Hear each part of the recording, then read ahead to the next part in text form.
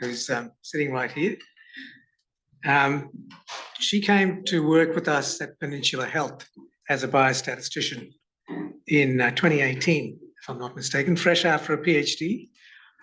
She took on a significant role with us in 2023 when she became the lead biostatistician in the National Centre for Healthy Aging. Some of you would know about the centre, some of you may not. It's a centre that's built of many things, not just projects, but infrastructure. And one of the key pieces of infrastructure that we built is the Healthy Aging Data Platform. And she's taken analytical stewardship of the data platform. She loves creative analyses of very large hospital-derived data sets particularly. She holds various committee positions and appointments with the Statistical Society of Australia. She's got first author publications in key journals, the JAMA Network, Nature Human Behaviour, American Journal of Public Health, and many others. What Taya is going to speak to you about is a project that we've been working on for the last 2 or 3 years that derives from the Healthy Aging Data Platform, but also shows how we can use electronic health data to many, put it to many users, particularly in this case, in the field of dementia. Taya. Thanks, Srikanth, and thanks so much for the invitation. It's so nice to have such a decent chunk of time to really get into the weeds, which is what statisticians love to do. So, realising the potential of large hospital data sets, predictive algorithm development for dementia detection by simultaneous machine learning and expert-led approaches. We are in for some fun in the next hour. Got a lot to cover. Does anyone know who this is? Any Greek myth aficionados? Do not be shy. If you know who this is, you sing it out.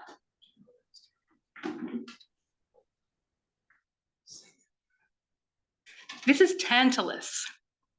And Tantalus upset the gods in various ways, depending on who you read.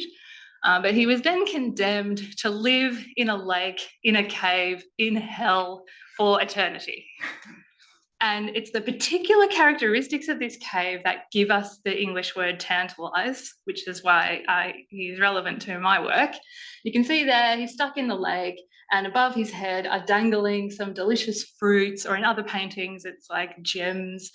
But the further he reaches and stretches for them, the further out of his reach they move. And having worked in population dementia epidemiology for a few years, I've come to empathise a great deal with Tantalus, and really this is the posture from which to commence your population dementia epidemiology project. And I think that we will, in this field, we will never lose that sense that what we are reaching for, we will never have.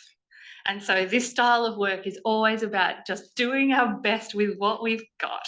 And that's really the essence of the project that I'm presenting today. It's a single project, but as Srikanth mentioned, it really highlights and demonstrates what we're up to down there in Frankston at the National Centre for Healthy Aging and the capabilities that we're developing.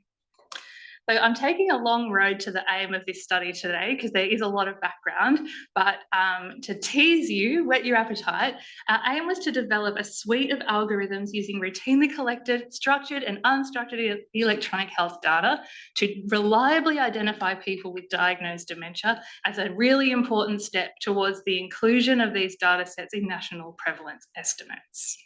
So this is a bit thorny. Here we go. Another thing I love about this project, which has been going for 4 years, is that it's at the intersection of 3 fields of research which are independently very challenging. The first one is using routinely collected administrative health data for research purposes. And at the centre in this area, we're led by Associate Professors Veer and Andrew, who are on screen.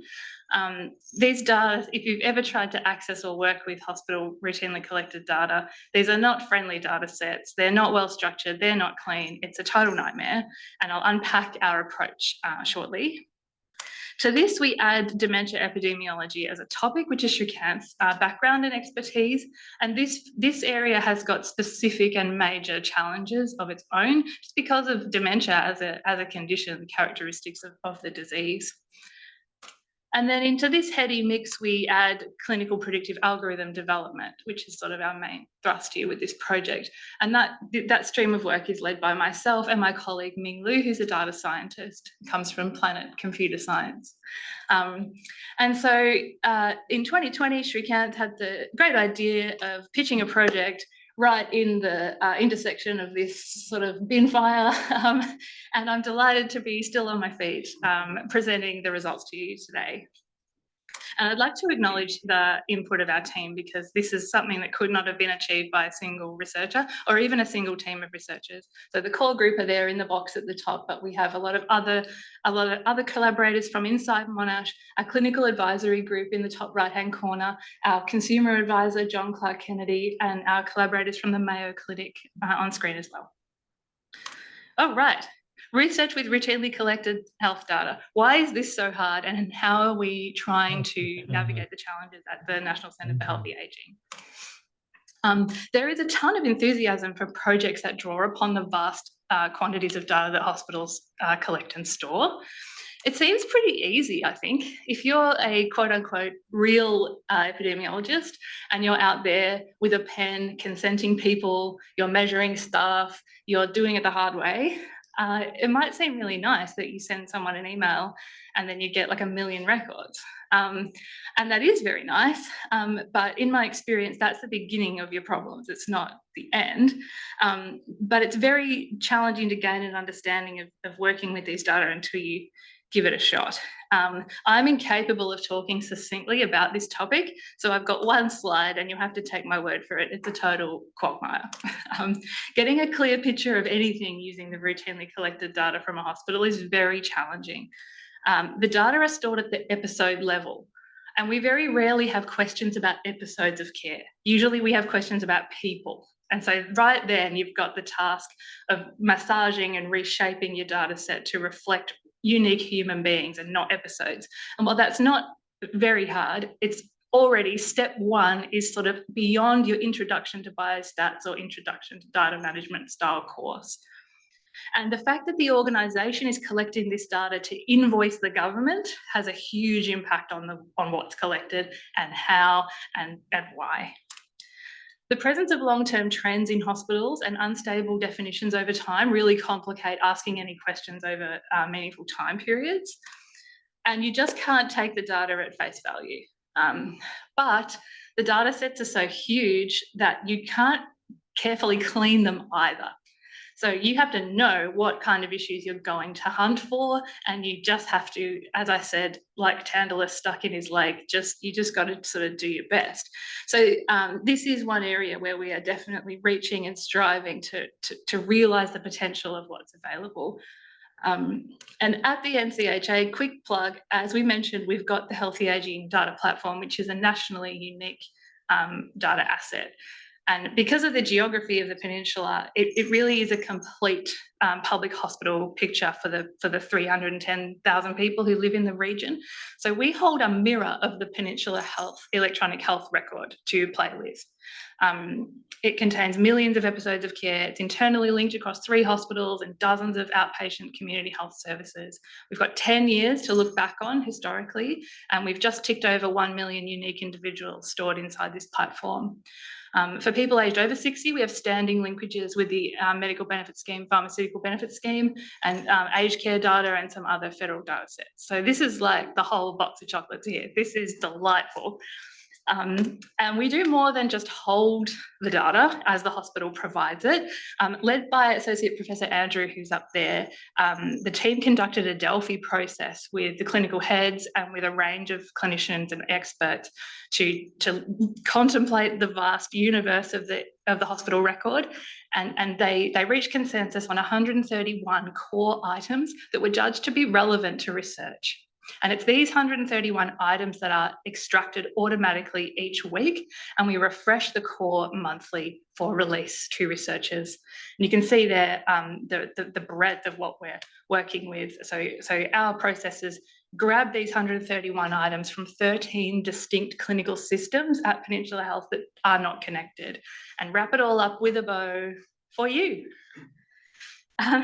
The icing on the cake is our natural language processing capability. So we are the only Australian active users of a tool called CogStack, which is, I'll go into in some detail because it's been crucial for this project. But in addition to this glorious structured core of 131 items we can trust, we have the capacity to slurp the clinical notes out of Peninsula Health, and they are organised and pre-processed, ready for analysis. All right, so that sounds nice. How do we develop algorithms for health? As a very basic introduction, a predictive algorithm's got 3 or maybe 4 ingredients.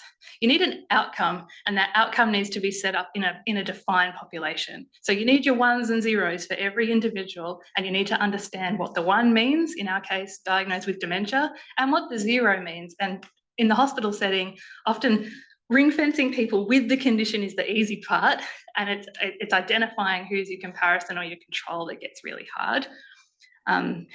But assuming you get there, then you need a set of predictive variables that you have a hunch contribute to the probability of that outcome in a meaningful way.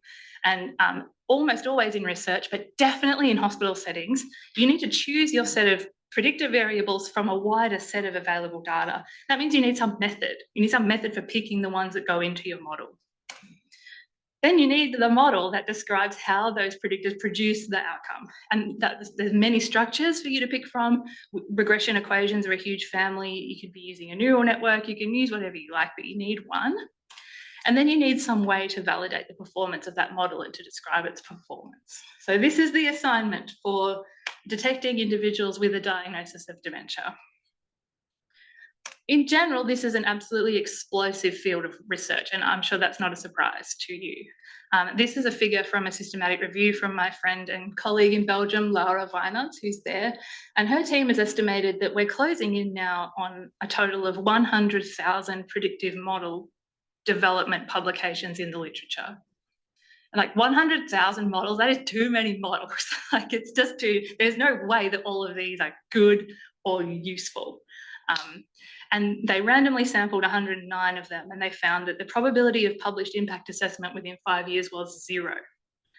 And a tiny proportion had a validation study conducted, a tiny proportion had been implemented in any meaningful way. So there's a bit of a problem with predictive modelling generally in the literature, I would argue. And there is a high degree of research waste. A large proportion of published models cannot be implemented, even if you wanted to, and you probably wouldn't want to because they haven't been validated. And this is due to poor study design, inappropriate statistical methods, and just inadequate reporting. I would say the majority to date published models are not reported to the extent that I could implement them, even if I had the data, which I probably don't. And don't take my word for it, there are systematic reviews mushrooming up in diverse clinical areas, highlighting methodological problems and high risk of bias. I would say oncology is ground zero, and there's a number of reviews that have come out in oncology. So if that's your field, do take a look at this one. It's one of the most vicious pieces of scientific writing that I've read. It's a dire picture, to be honest.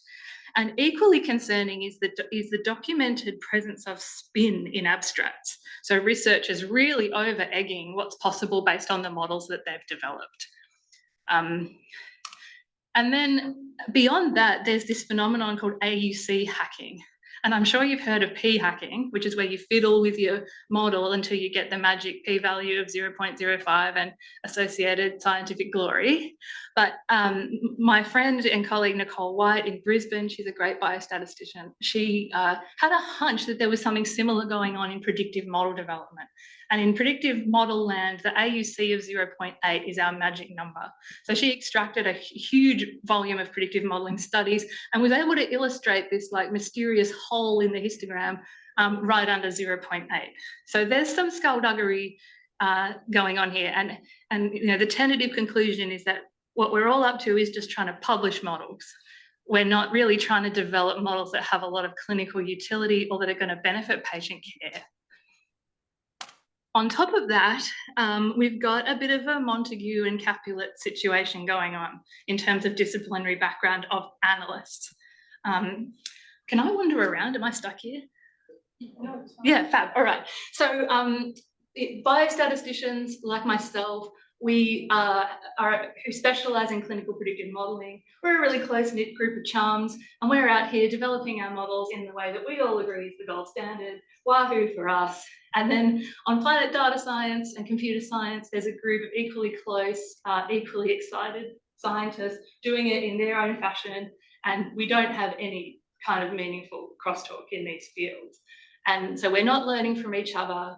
We're not engaging in good faith discourse. We're mostly just slinging mud on Twitter. And I think it places clinician scientists in quite a vulnerable situation because, you know, depending on who you pick, which team do you pick, you're going to get a very different model at the end. And I'll just unpack that for a minute because it's exciting to have the opportunity to do so.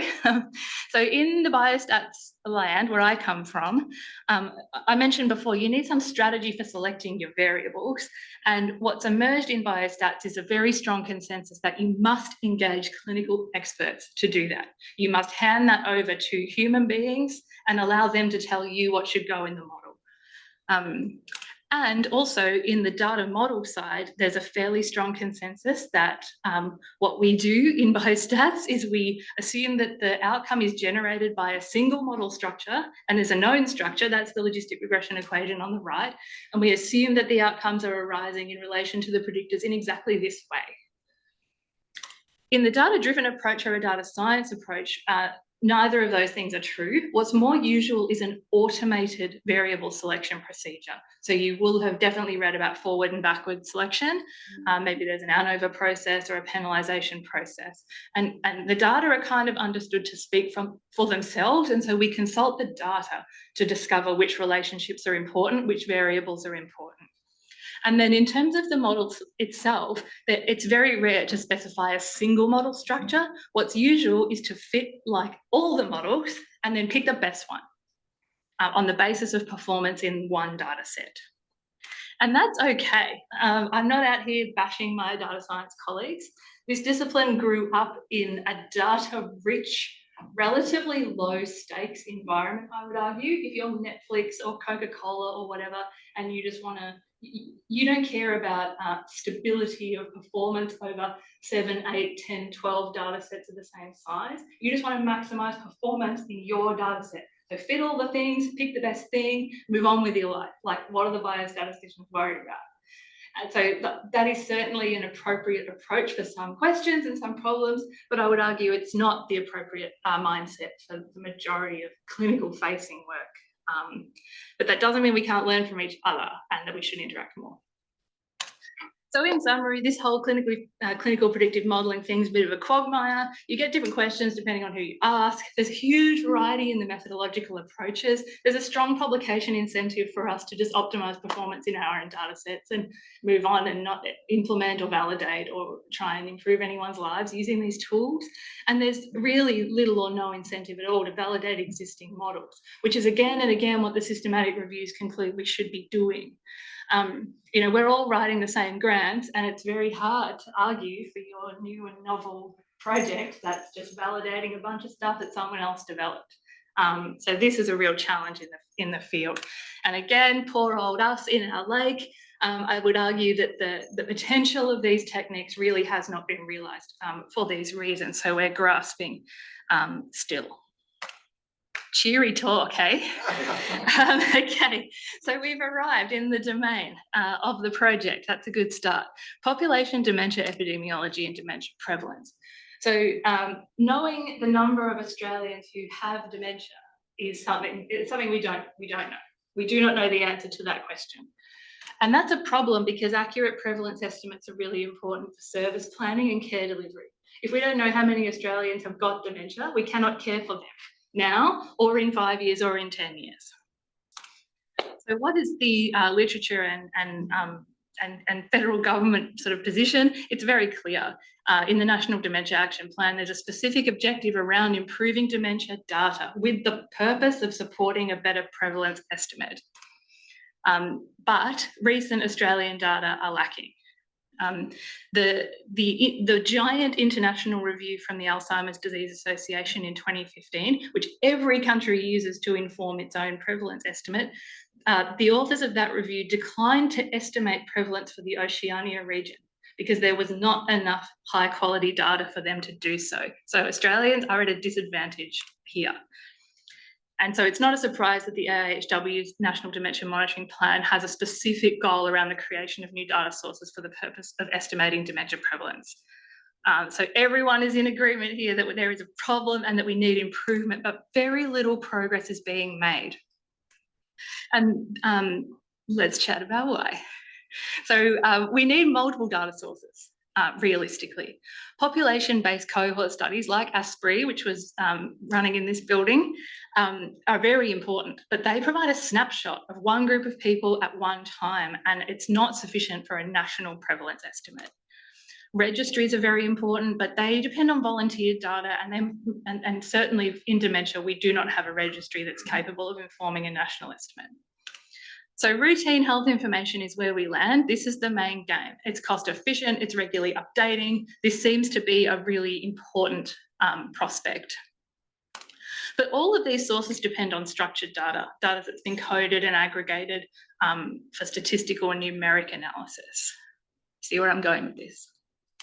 So let's have a bit of a look. What have we got in terms of coded, structured national health data? We've got a lot of these giant data sets that are in blue. We've got, hospital admissions, ED presentations, death index, aged care assessments, medications, and the PBS and MBS, which looks great. Like, we're sort of drowning in data here. And the idea is, let's feed it all to the algorithms and let's let the algorithms tell us how many people have got dementia. Like, that's the plan.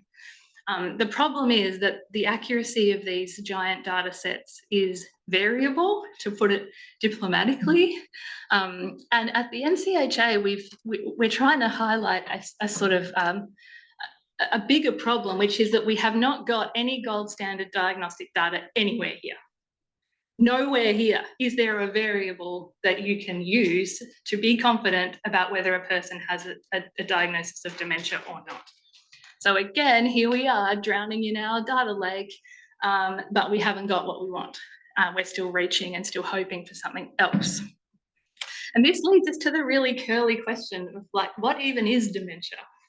And don't ask me, I'm a statistician. I'm definitely the worst person in the room to tell you, but for better or for worse, the definition is here, it's in the DSM.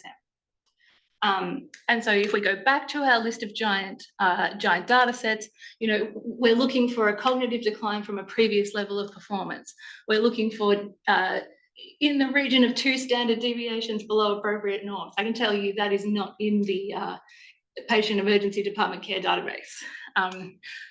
That decline should be sufficient to interfere with someone's normal functioning or independence and not primarily attributable to another mental disorder. So, like, we have just got no chance of laying down on any of these aspects using these giant national routinely collected data sets. It's very sad, but this is the state of affairs.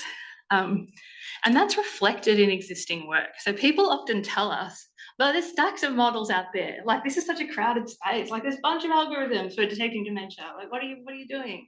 And if you get into the nitty gritty, you see what's really happening. So this study aimed to identify cognitive impairment and dementia in electronic health records. Sounds good, but really the outcome they're talking about is the presence of ICD codes, which is not a diagnosis. It has nothing to do with the DSM criteria that I just mentioned. And it was a single ward study developed in ICU patients only, so not great for generalizability. This study had a deep learning model for early detection of cognitive decline from clinical notes. Sounds really good. But you see this outcome, they were aiming to identify patients at any stage of cognitive decline, ranging from subjective decline to mild cognitive impairment to dementia. So this is like a wild grab bag of diagnostic terms. And if you get under the hood, it was just ICD codes. And again, this one was only developed in people who went forward to receive a diagnosis. So we've got no idea about false positives. This is not useful for discriminating between people with and without the condition. This study was aiming to detect probable dementia, which again is a term with an established clinical definition. But you get under the hood and no, that's not what we're talking about. We're talking about ICD codes. And again, it was developed only in individuals with the codes. So we've got no discriminative capacity here. And then finally, this study was aiming to identify the presence and severity of dementia, which I would never, ever, ever attempt. Severity, I think, is the Srikanth, you'd agree, just the curliest concept that I wouldn't touch with a barge pole. Anyway, good on them. Their aim was to identify whether a patient has dementia or not in a specific episode and to predict severity. They did have some cognitive testing in this study, but this gem buried in the discussion is that an important issue is that 62% of values in their data set were missing. Wah, wah. So again, we're not in a position here to lay down on a national prevalence estimate using tools like this. It's a total quagmire, to quote a phrase. So outcome definitions in existing models are not precise enough, and they're not connected to clinical concepts or clinical criteria that are transportable across settings and across borders. We just haven't got tools for discriminating between people with dementia and people without dementia. What we have are tools for discriminating between people with dementia ICD codes and without ICD codes, and we only develop them in people who have ICD codes. That's what we have. Sample size considerations are very rarely discussed. And the process for developing and estimating your sample size for a clinical predictive algorithm study is very technical. It's a whole other approach compared to sort of a normal epidemiological study. And it's done so rarely that also causes me to have a bit of distrust. But believe it or not, the worst thing that I haven't even mentioned yet about the existing models that we're told we could probably use is that the most valuable piece of data is left sitting on the table every time, and that's the dementia ICD code. Because everyone's using it to set up their study population, it's being used as an outcome. That means it can't be used as a predictor. But we suspect that the dementia ICD code is probably quite a good predictor of who has a dementia diagnosis and who doesn't, but there's been no study that can ask that question because of the limitations in the sample. So one final soapbox, and then we'll get to some methods and results, and that's this issue of unstructured data. So the vast majority of projects are working with structured data, but there's a ton of text in hospitals too. So, clinical coders are unable to read all of the text in a medical record. Some patients have got thousands of documents, and so that's not going to work. Until very recently, text in hospitals has been stored in really complex and proprietary data structures like Cerner. So these databases are actually designed to make it impossible for third parties to do a bulk extract of the text. They'd prefer that you pay them, I think, is the reasoning there. But we do now have tools that are available for gathering together the huge pile of documents and pointing techniques at them. And so we wondered, is this a way we can add value to the pretty dicey structured data that we might have in the hospital setting? And within the NCHA, this has been led by Richard Beer, our technical lead for the platform. And the software package is called CogStack, which I'll just really quickly explain. So it's an information retrieval and extraction platform, which is not very sexy sounding, but it is, believe me, it is really exciting. It's open source, so it's free and it's just out there for anyone to grab who wishes to do so, developed by King's College and University College London. King's College are very proud that this has been rolled out in 3 countries, and we are one of those countries. We're the only active users in Australia. So that's a huge achievement for Peninsula Health, and they've really stuck with us for the implementation, which is not easy. CogStack facilitates text extraction, decompression, and reconstruction. So very often your discharge summary or whatever is actually stored in parts in different databases. So we need something to bring it all together, stitch it all back together before we can start analysing, and that's what this suite does. Are there other studies exploring unstructured data for dementia? Yes, but again, you can see there we've got a single ICU study. I know the ICU databases are very popular. And again, we're really talking about ICD codes most of the time. So the same limitations apply. So that's an outrageous quantity of background for this study. With all of that in mind, what is it that we did?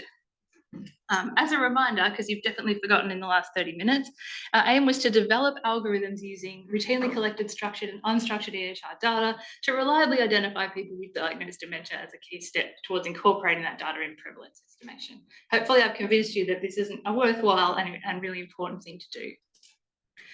So how did we differentiate ourselves here? Well, we leveraged a standing data asset as a population-wide sampling frame, which is the NCHA data platform. We began the whole process with a gold standard specialist diagnosis of dementia, which seems like the bleeding obvious thing to do, but it's quite a laborious and expensive thing to do in a lot of contexts. We used CogStack to pull vast quantities of unstructured notes from the electronic health record, and my colleague Ming and I buried the hatchet and worked very closely together to simultaneously pursue that biostats approach and data science approach and to integrate the insights from the two methods. And finally, we assembled a panel of clinical experts to really actively guide decision-making at every step to prevent us getting too excited, overfitting, and all of those other issues. And I'll just put a little tick next to items here that are a first for a dementia-related study. That's nice. So what did this really mean? So we began in the data platform with every person aged over 60 who had some kind of electronic health record data. One of the outpatient clinics that we index is a memory clinic, is a CADMS clinic.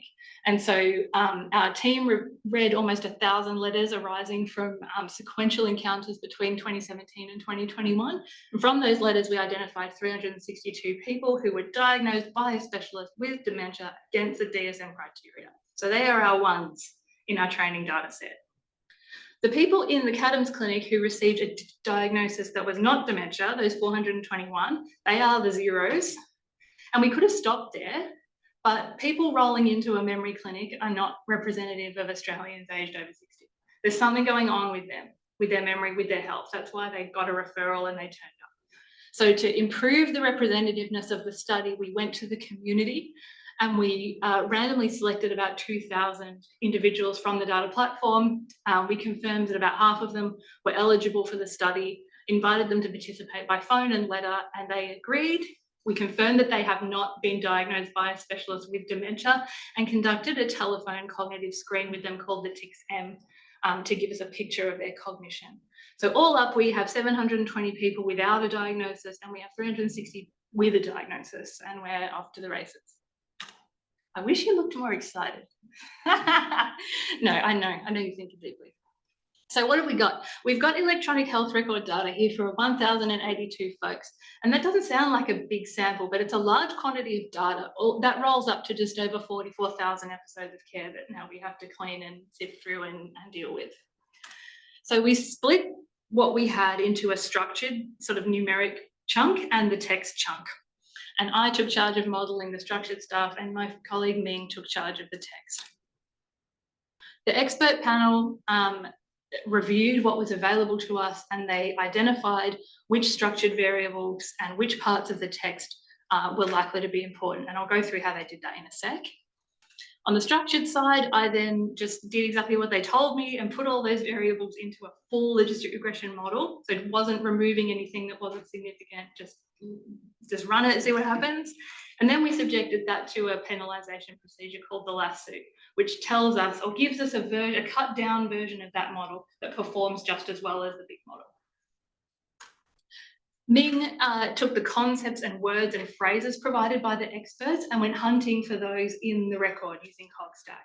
In the presence or absence of all of those words and phrases like cognition, dementia, confusion, those kinds of things, that became the fodder for his range of models. So he fit a range of structures and then the one model to rule them all is the combined model, and that was my lasso restricted structured version and the input from the best classifier of Ming's models.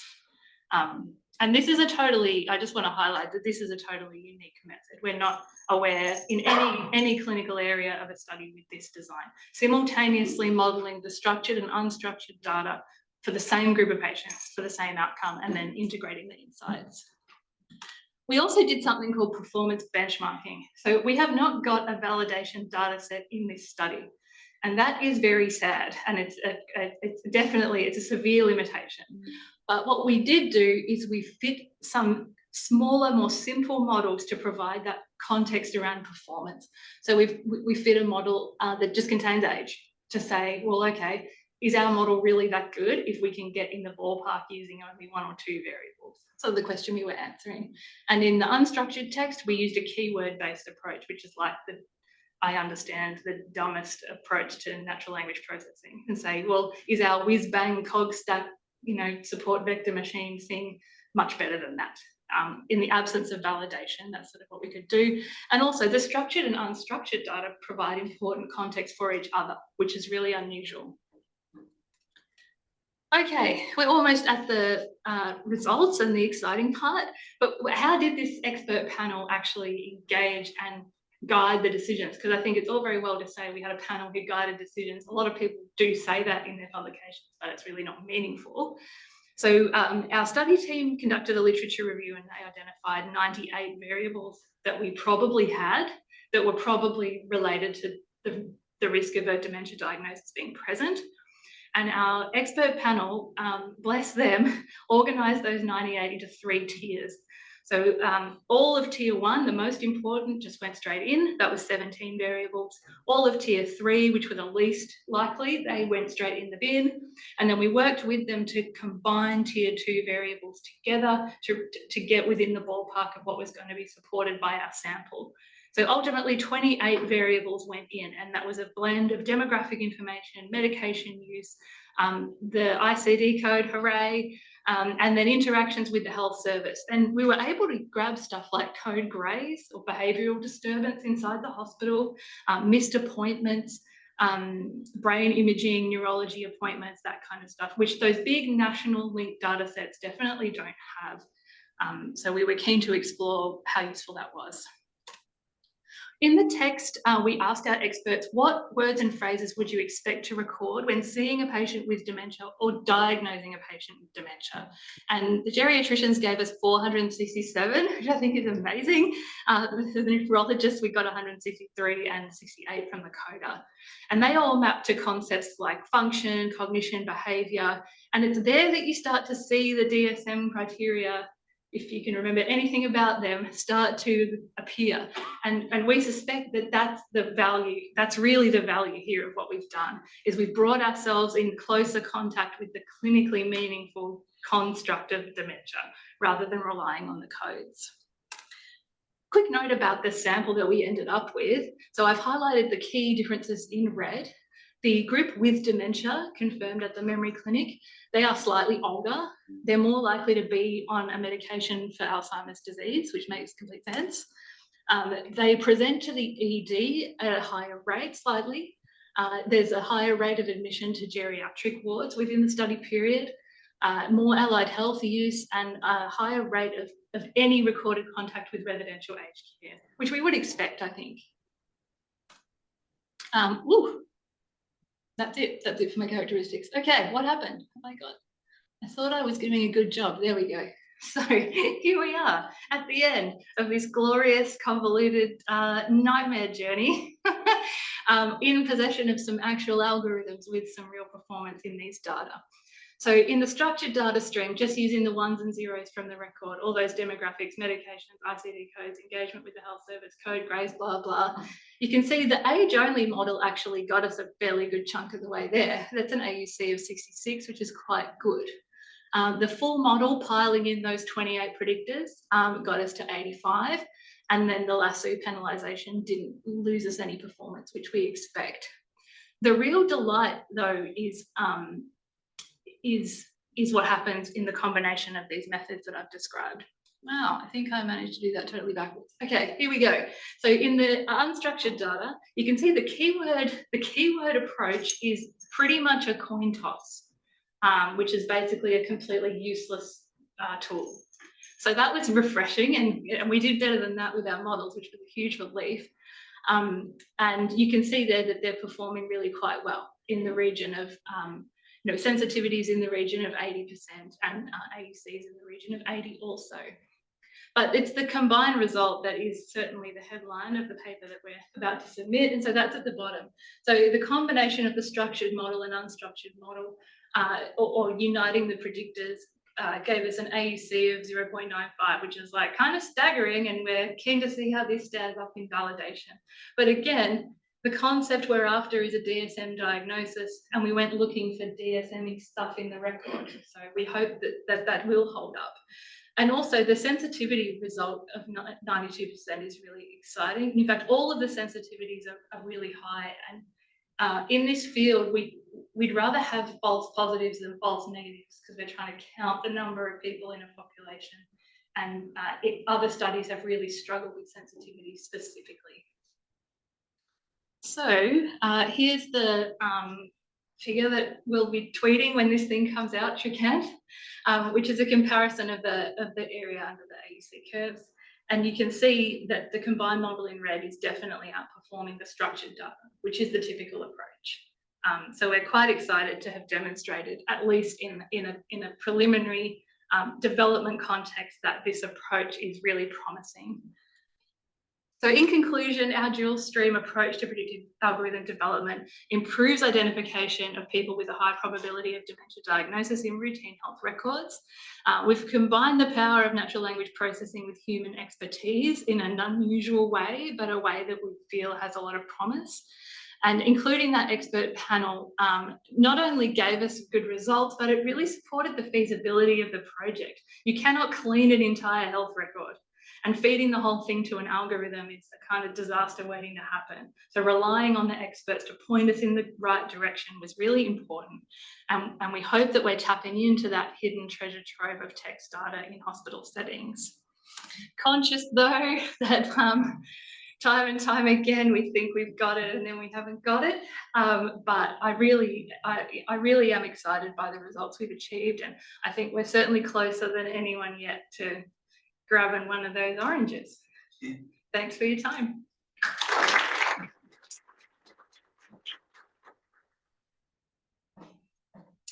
Thank you, Taya. I could not have presented that myself in a clearer way. It's a whole lot of work that's gone into this over the last 3 or 4 years, and Taya and Richard particularly have been at the forefront of that. But I'm going to open it up to questions. I'm not sure where I see the questions here, if people are online. Terry, first question. Thanks, Taya. That was really great. Really enjoyed. It's been the wrong word in inverted commas. Your excellent outline about all the bits of problems with predictive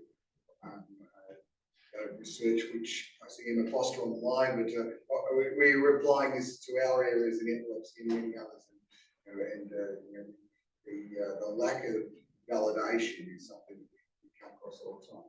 So with that, Dorothy Dixon, what's your plan for validating your algorithm? It looks really exciting, of course, but as you tell us, there's lots of think of algorithms look exciting in one data set and then will never get validated. So yeah. What's your strategy? Our strategy in the first instance is a temporal validation. So a validation in the same context at a different time. So we stopped collecting those Adams letters in 2021. So now we're sitting on 3 years worth of people who've been through that clinic and have been diagnosed with dementia. So we're working really furiously to obtain funding to go and read probably again about 1,000 we estimate and sort those. And also we have an excellent PhD student working with us who's intending to replicate the sample from the community. So we're planning to just get back on the horse and sort of go again for data collection and do it in a temporal way. Yeah. Because our data platform is so special, there isn't another one in Australia. So there isn't another group that we can approach who has timely and efficient access to exactly the same variable set. We are looking for them if they're out there, and the penalisation approach is really important because that gives us a set of 16 variables that we probably need. No one else can replicate that structured approach, sort of full stop. So we're the only ones who can validate it at this stage, and we're intending to do it with that extra 3 years of data as soon as we can. So that's a problem, isn't it? Because at the end of the day, these algorithms are only available if they apply outside or specific circumstances. So on that note, Terry, Esprit has data within our community setting. Right. So we're trying to work out whether those in our population have electronic health records within our setting that could provide another setting of validation. So we're looking at all potential opportunities.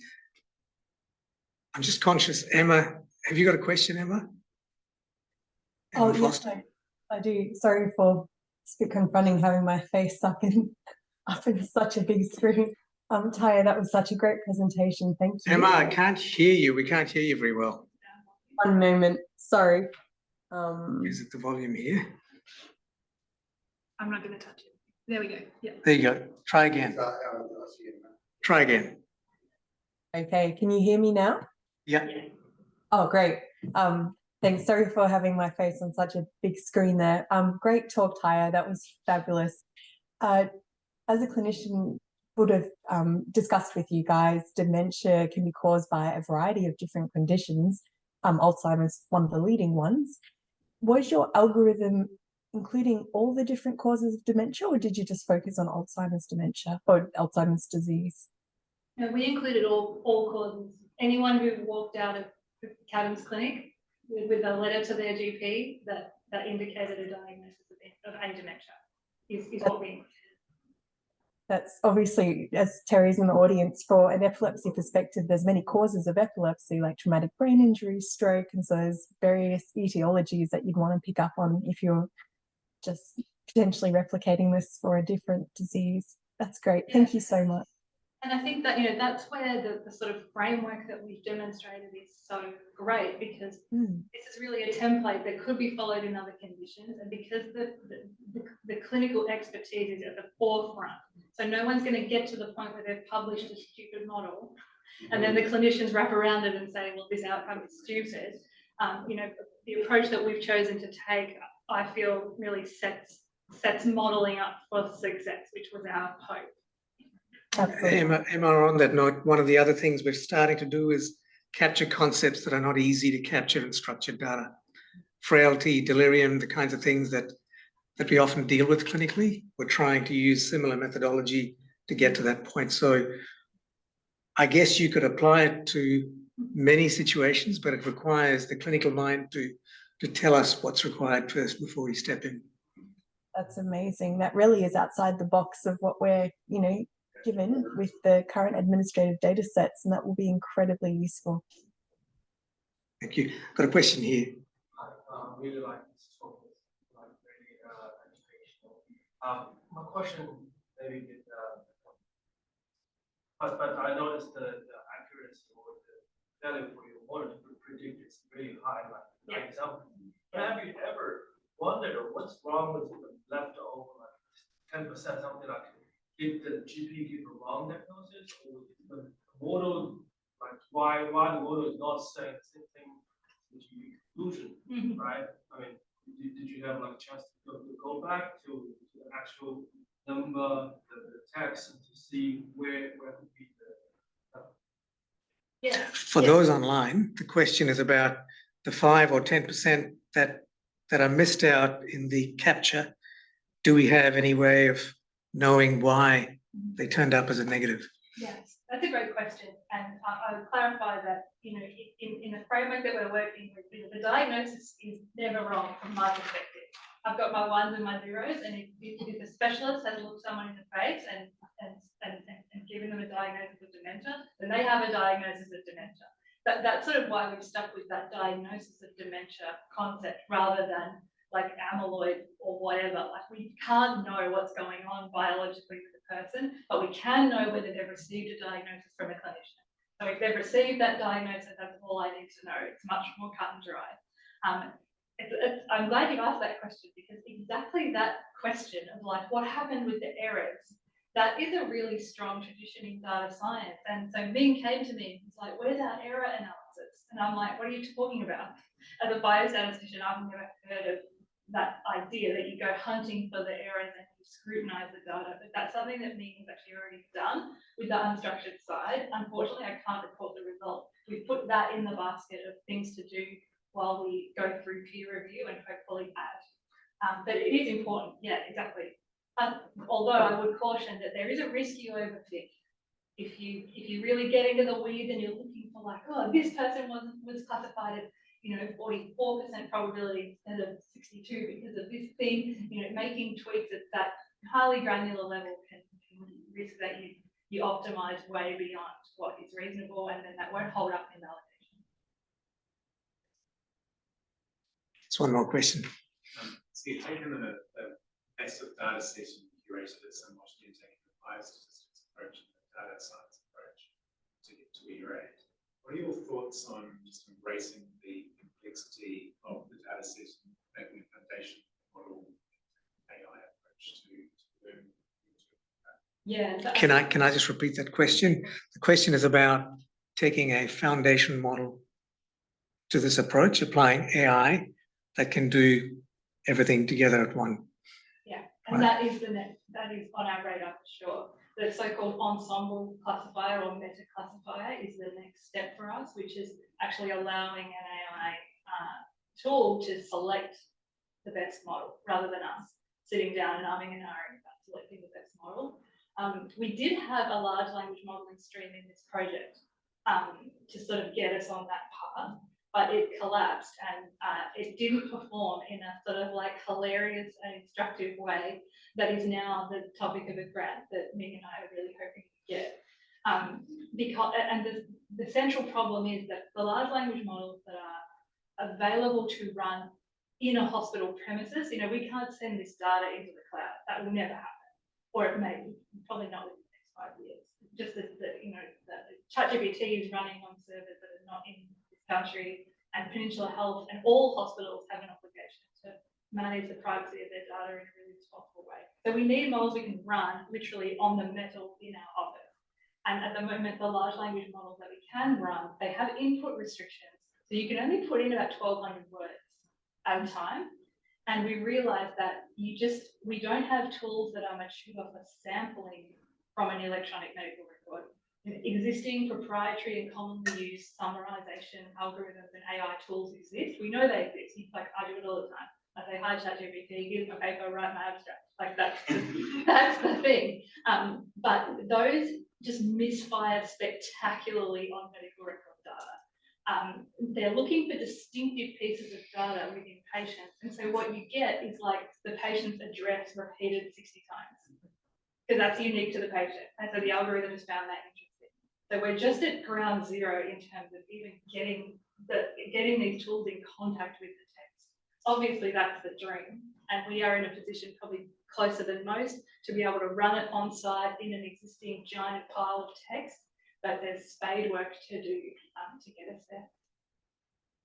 On that note, I think Alfred's got Cogstack installed recently through King's College. So you've got the ability to think about how you might use that. Yeah, it was set up, I understand, for a cohort selection aim, more than a sort of processing of giant lakes of text for research aim. But yes, there's some version of it floating around on the shelf somewhere, I think.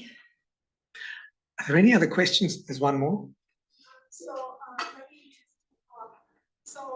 always when we look at some paper or research regarding to novel algorithm or method, maybe myself and also maybe the reader may want to see not only the real data result, maybe the simulations.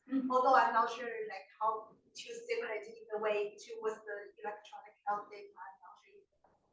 But have you ever figured out a way that maybe you can by simulation that you can somehow prove that your combined method has a higher power than using the structural data alone, and in that case maybe more convincing, as especially now that your lack of the validation data. I'm not sure if you have to think about this or the way to maybe conduct some simulated data and apply the method helping the others. Yeah. So the question is about using simulations of data to do further validation. Yeah, synthetic data is a very hot area, and it is a path to transparency in that you can release your synthetic data set alongside the tool and let everyone play with it and see how it performs on various subsets or whatever. We just aren't aware of a way to release a comparable data set that is synthetic. And crucially, again, it all comes back to the outcome. If we knew how to simulate a clinician evaluating someone against DSM-4 criteria, we would be doing that. That sounds grand, but that we cannot simulate.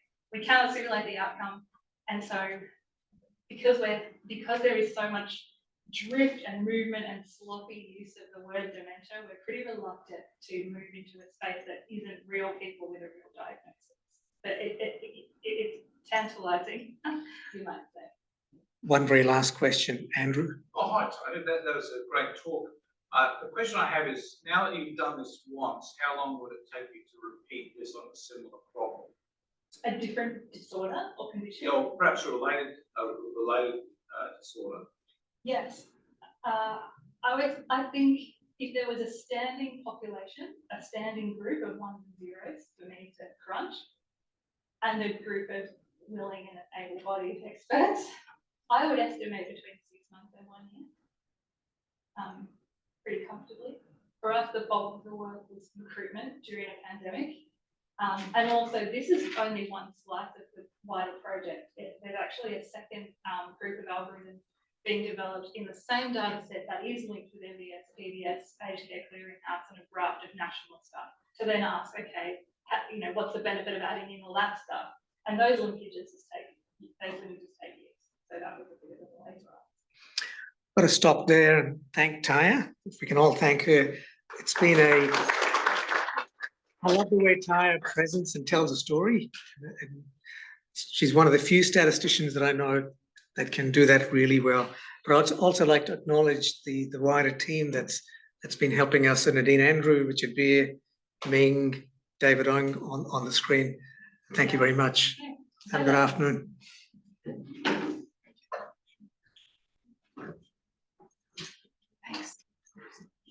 Thanks.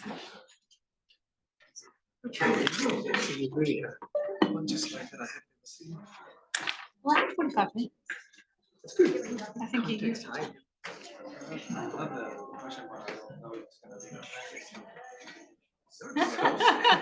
Yeah, okay, in the cone of silence.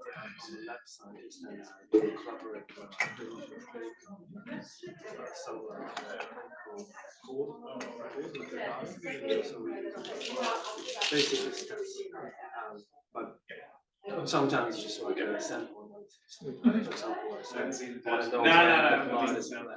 Yeah, okay. I just want to know that. And they said this one is 14 minutes first time.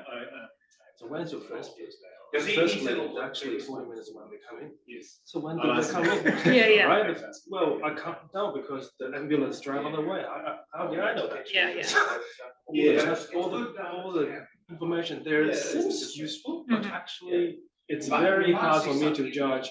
Should I put this case in my study? Yeah, it is. Right? Time is the hardest part of hospital data. Different people are in charge of recording different data bits. Yes. And they really don't have a consensus to say we should use one same format. Right? So, and we collaborate with different hospitals and different. Yeah, it's an issue in all hospitals, I'd say. And that's why we, in our study, we were able to find like, okay, people go to this clinic, they get a diagnosis, and the date of the first letter is the date. And then everything comes off that date because we're very confident about that date. But that's what you have to do. You need your investigators to arrive at a decision rule that supports you to move with confidence. So you mean this study, you're not the chief investigator? No, Srikanth is on this one. So in that exact situation, we would put that out to our expert panel and we'd say, look, we can't move forward. We've got no idea when they came in. What do we do? And then let the clinicians work it out. So very often they like to make it the statistician's problem. But sometimes I feel like they need some they need some guidance to say this data we need in this format. So please, when you proceed the program, just use this format. Yeah, exactly. Every now and then you will realize actually, there's a new bit of information, right? Yeah. Like the blood is hemolyzed. Well, Yeah. I never anticipated there's a hemolyzed situation, but I have to write it down. But before with this sample, there's no information. Yeah. Anyway, right? So when you progress, you get more information and on from the clinician perspective. I mean, that's natural. I wouldn't pay attention to it before this happened. But for the statistician, you say, wow, this model is actually based on 4 dimensions. I mean, now I have a fixed dimension with fixed dimension. Yeah, it's really tough. Redesign the structure every now and then. So it's really tough, and it's about that meaningful engagement between clinicians and statisticians at the start before you get too far down the road. Absolutely.